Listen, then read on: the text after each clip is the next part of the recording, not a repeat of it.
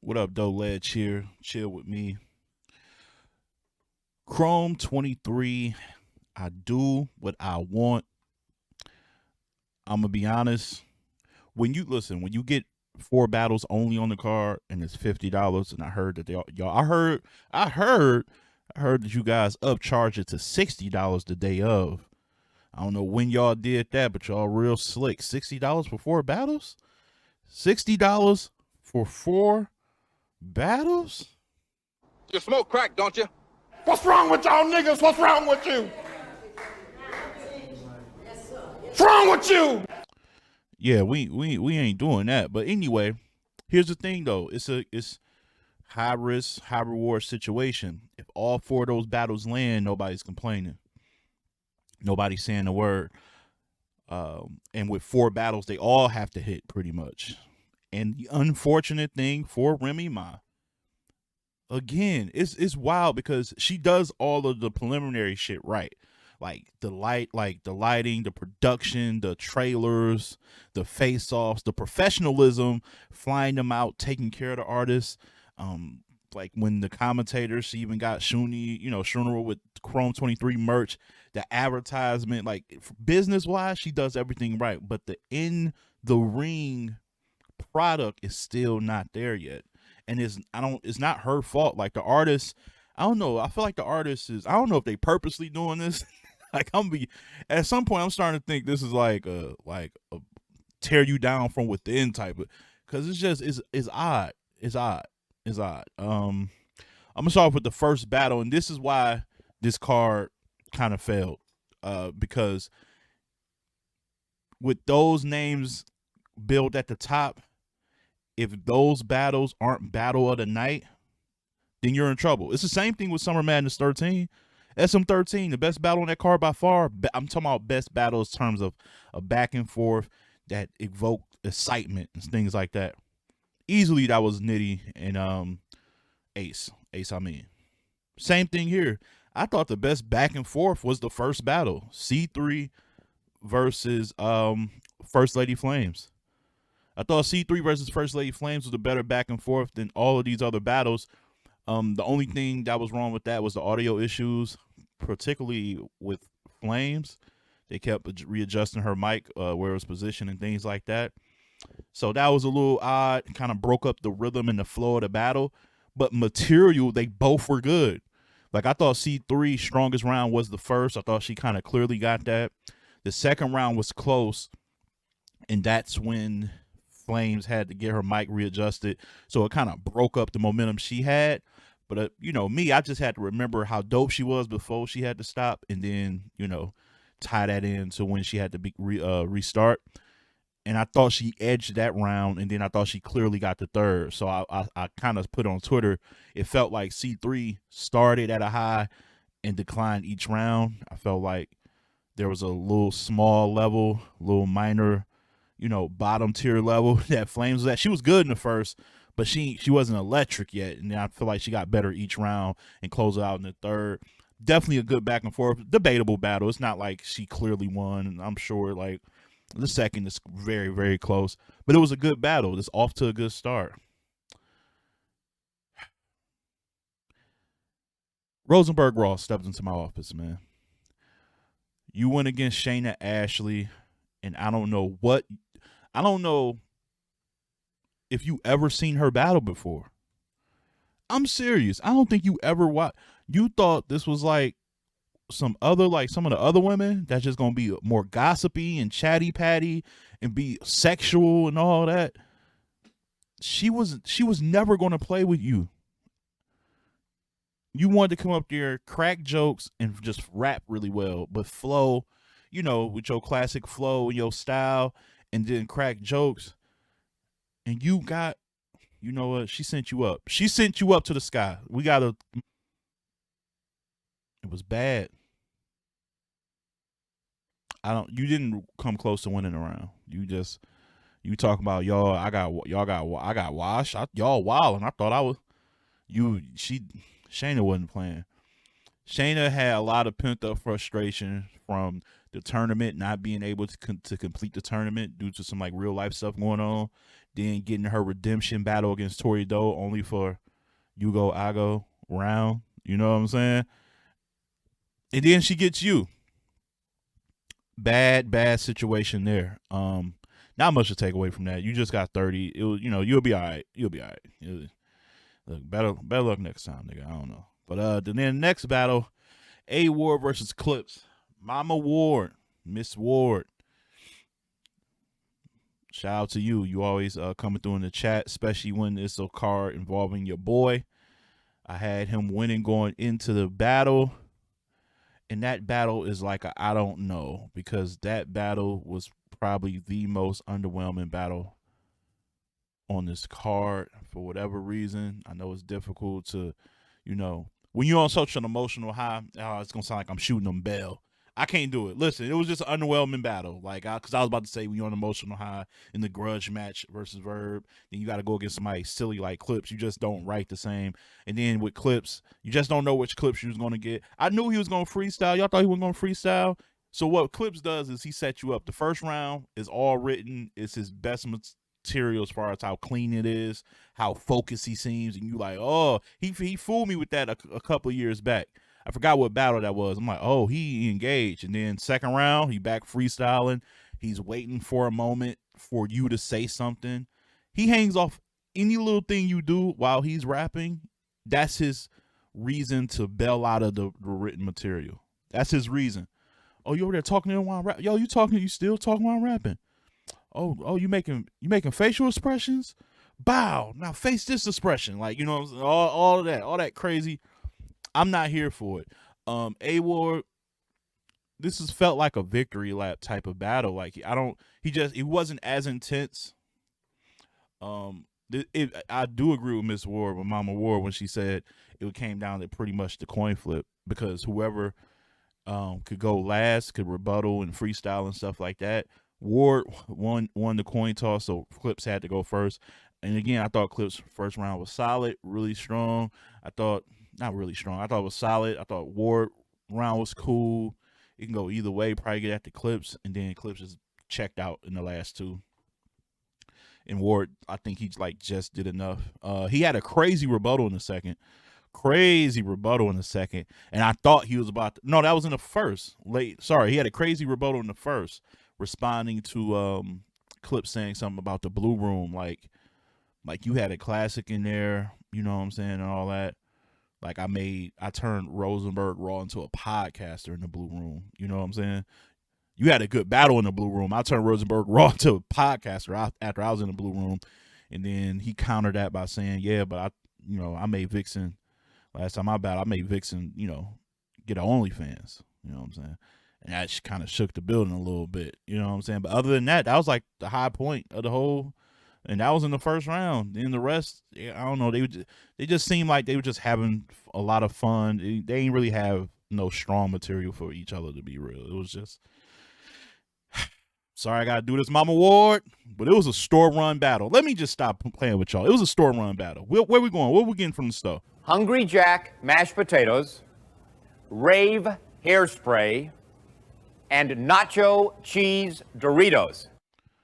I ain't here to lie to y'all, man. I ain't gotta. You ain't gotta lie to kick it. You ain't gotta. What Kendrick saying? That's a song. Yeah, I ain't gotta lie to kick it, man. It was a store run battle, and a store run battle doesn't mean it's a trash battle. A store run battle means like I could have missed this and not felt like I missed anything. Like when you go to the movies, there's feel like there's a scene in the movie where you feel like I can go to the bathroom, I can go get a drink real quick, a snack, and not feel like I missed out on anything important while I'm watching this movie. That's what this was. I felt like I wouldn't have shed no tears. None. It was just like uninspired. Next battle, the main event, Geechee Gotti versus Easy, the block captain. Now, I'm going to kill the suspense. I got Geechee winning, right? So 2-1, Geechee. Gotti, I think the first mistake was Easy feeling like he had to go first. I thought that was terrible. Just bad calculation. Because I get what he was trying to do. Let me put the flame on all of the things you about to say. So he attacked all that stuff early. And to his credit, the crowd loved it. And it was dope. It was dope to me. But let the coin flip. Because if you go second, I think all of that shit hits 10 times harder, and the lasting impression will probably have you winning that round. You know what I'm saying? And I don't think there was nothing you had to get in front of to begin with. Because one, if all these are allegations, you don't really have to feel such an urge to address it. Two, that really doesn't stop the momentum of somebody saying something anyway, especially if their material is strong. So, so it doesn't really change things. Like, it just, you just said it first. You just got in front of it early. The only time that really worked was Jazz against Gaddis. That was really like the only time I can remember that working, when she brought up the dispatcher and her relationship with QP and all that. Like, that was really the only time I really seen that work. But with Easy, I didn't feel like he had to jump and go first. I think he let the coin flip. And now, unless it was like already predetermined, like they already flipped the coin and he was going first and he just like went, then that's different. Then I retract my statement. But that combined with just a second round that people are debating, because I do see some people giving Easy this battle. I do. And it's tough because his first round was strong, but then I think he went on I think he dragged it maybe 45 seconds to a minute too long, to be honest. If he cut it off with a minute left, I think you got a really strong, tough to beat first round. Because he came out the gates wilding. Easy did. But then when Geechee went, it was kind of reversed. It was like he kind of started off a bit slow. The crowd definitely wasn't there for him initially. But I thought he eased into it with so much confidence and poise that by the end of his round, I'm looking like, I don't know. Geechee might have got this. So that round is still like that's the only debatable round to me. Now we go to the second round. Shout out to Fat Boy, man. New Era Podcast. Lo said people that she was with had Easy winning. So shout out to Lo and New Era Podcast, Fat Boy, Freddie, all y'all got Easy winning. Here's my thing. If you got him winning, I can't see the other round outside of the first. Because this second round, both of their second rounds were mid to me. But to me, it was a lesser of two evils. Do I want to hear a long, drawn-out angle that isn't based in a lot of good research? Because Easy's second round started off pretty good. It was real performative. It kind of reminded me of Hitman against Arsenal. Like, oh, shit. It's like a mixture of that and when Hitman went against Cortez, like, man up. Like, he was performing it really well. Like, when he was telling Homegirl to get on the phone to go find him, like the search for Geechee's info, like the little back and forth. Like, that was funny and dope. But then after that, it kind of just died out because he didn't have a strong, like, message at the end. That's the thing. When you guys, listen here, I'm teaching you guys something because y'all battle rap but don't know how to battle rap. I'm teaching you guys something, man. I'm about to start getting back in the ring. Let me teach y'all something. When y'all sacrifice a whole round or a large portion of your round to pinpoint a topic, the payoff of that has to be epic. It has to be something powerful. It has to be a Big Gerald. The lead up was dope, but the payoff brought it full circle. It has to be one of those. When you're writing and you think like, oh yeah, like, cause you got aren't you timing yourself? Like, damn, this is kind of a long setup. What can I punctuate this with? And I don't think he punctuated it with anything of significance. It was just it was chatty patty. It was claims that Geechee ain't the man he claimed to be. Pretty much throwing some dirt on his name outside of battle rap. And so Geechee says, okay, we were doing that. I had something for you anyway. So he brings up, some things about Easy. He brought up the situation with his ex. You know what I'm saying? I don't even want to say her name because like her name gets thrown in the mud all the time, unjustly. You know what I'm saying? But brought up that situation, and he did do something cringy, like bringing L out of Mayor out, and he yelling, "Yeah, we took a deal together." Like, nigga, we don't care about that. Like, what are you doing? Like, you know what I'm saying? Like, that was insignificant. It's not like, I don't know. It's just like when you bring somebody out like that, it's supposed to be somebody popular that we know. Like, yeah, like people's like, oh, I heard somebody in the crowd say, yeah, okay, we got it, we got it. They did. The people didn't care at all. They was like, okay, back up, nigga. We got it. Yeah, no, don't stop. Y'all gotta stop doing that, man. The battle was just nasty though. The battle was nasty. Like I said, the second round, Geechee kind of went in on his ex, and also he brought up things about I think that was that the round where he said something about being a female the face of a female league, because when you was over there you didn't have the legendary classics like such and such artists. You didn't have the quotable lines like a Nitty and JC and all that. I thought he did just enough to be, because I just thought he took too long to get to the points of a lot of stuff in that second. It was very drawn out and nothing landed. And that's the gift and the curse of an angle. If you're going to take 20 minutes to talk about an angle, it better be something in there. Third round was Easy's best round. Just the problem was Geechee round was something mean, man. It was mean. Got into the Papoose situation, got into the NDA situation, got into the Remy Ma situation, had bars from Remy. Had bars from Remy, like looking her dead in the face. That was kind of tough. I feel like if you guys can't say that the Geechee shit wasn't direct. He was talking to Remy, but it's a tie-in because it's about the alleged situation that she's involved in with Easy. So it's a tie-in. It connects to the artist as well. So I'm not trying to hear that excuse. It was an ugly battle though. This really has no replay value for me. I'm gonna be honest with you. I feel bad for Remy, man, because she's putting the matchups together that we want to see. She's getting these really nice looking venues.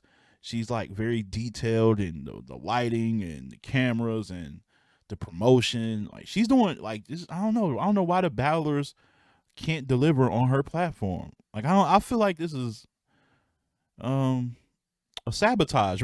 I ain't gonna hold you. Tay Rock over there trying to fight. Like he working with the world's most respected. I feel like he like, oh, I ain't got nothing to lose here. Like I ain't been booked over here anyway.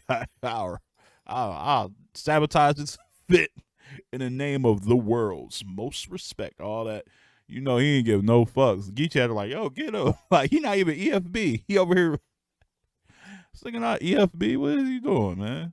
Shit crazy, bro. Like I got Geechee winning 2-1 rounds 2 and 3. You can argue a 30 piece, really. I'm not.